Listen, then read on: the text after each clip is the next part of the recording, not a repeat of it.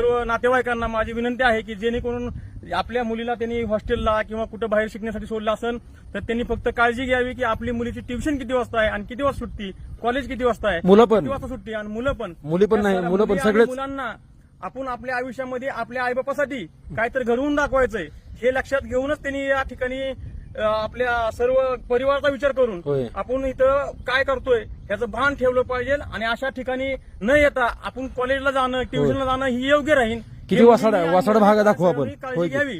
ह्या तलावात किती अपघात झालेत, किती दुर्घटना झाल्यात, किती जण महिला मेल्यात ते सांगा. या तलावामध्ये बरेचसे अपघात झाले, काही ठिकाणी खून झाले, हा. काही कुणाला अनेक बऱ्याचशा गोष्टी न सांगण्यासारख्या झालेल्या पोलीस स्टेशनला रेकॉर्ड आहे पोलीस स्टेशनला. रेकॉर्ड असून सुद्धा जर समजा महिला आणि मुलींनी अशा ठिकाणी येत असतील. तर त्या पुढे काय होईल होय. आणि काय होणार होतं ती पंकज शाहनेमुळे आज टळलंय. तर सर्व पालकांना आणि तालुक्यातल्या सर्व आई वडिलांना व पालकांना विनंती आहे आणि त्या कॉलेजच्या आणि शिक्षकांना सुद्धा विनंती आहे की आपल्या कॉलेजमध्ये ज्याचं ऍडमिशन आहे ते रोजच्या रोज येते का नाही. अब्सेंटी असेल तर आज अब्सेंटी होती काय होती. विद्यार्थ्यांनी आपल्या इथे जर नाही गैरहजर असेल तर त्यांनी त्यांच्या पाल्याला कळवणं होय. योग्य राहील अशी मला वाटतं. म्हणून मी या ठिकाणी धन्यवाद पंकज शाहनेसोबत आलोय. हे बघू शकता पाचुंदा तलाव आहे इथं. लातूरच्या 2 ते 3 युवतींचा मर्डर झालेला आहे. पोलीस मध्ये रेकॉर्ड आहे. मी घटना सांगत आहे विके भाई 2002 पासून 25 वर्षापासून इथं नाका होता. तिथं पण मारून टाकलं होतं तुकडे करून पिशवीमध्ये भरलेलं होतं.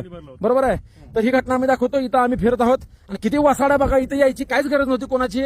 आणि ते जे युवक होते संदिग्ध ते पळालेले आहेत आणि त्यांच्या इथं दाखवतो आम्ही बिअरच्या बाटल्या बघा. इथं पार्टी इथं काही आणि इथं संदिग्ध वातावरण. इथं सीसीटीव्ही लावणं गरजेचं आहे. इथं बुस्टर आहे.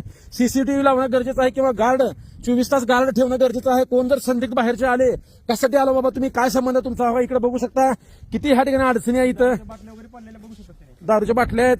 इथं बघू शकता इथं खपारी आहेत. त्या खपारीत एक तरी एवढं मोठं ह्या ठिकाणी मित्रांनो एक विचित्र घटना घडत आहेत आणि इथं पार्ट्या चालतात. पार्ट्या कृपया करू नका. तुम्हाला सांगतो हो इथं बिअरच्या बाटल्या हो का बिअरच्या बाटल्या ग्लास मॅकडॉल खंबेच्या खंबे नुसते इथं पार्ट्या चालू असतात.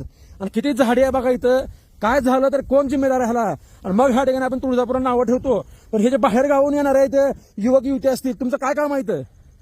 त्यामुळे कशामुळे येत आहे. हा कारण याचं कारण नसताना तुम्ही आमचं तुळजापूरला येऊन बदनाम करू नका. हा, एवढीच विनंती आहे. कारण तुमच्या बाहेरगावचे कोणतरी येऊन काय तर कांड करणार आणि पुन्हा तुळजापूर असं झालं तसं झालं.